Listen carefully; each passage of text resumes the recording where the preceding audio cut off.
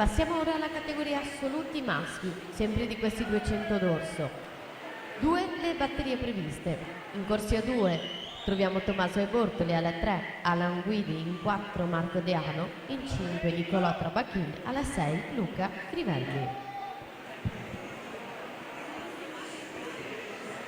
Terza ultima batteria di questi 200 d'orso al femminile, con Zoe Masetti, che già si è costruita un importante e consistente vantaggio a gestire in queste ultime due vasche ai 150 metri, 1,46 e 25, 36 e 95 il suo terzo tratto, Elena Buttignol 37 e 23, Melissa Zucco 38 e 57.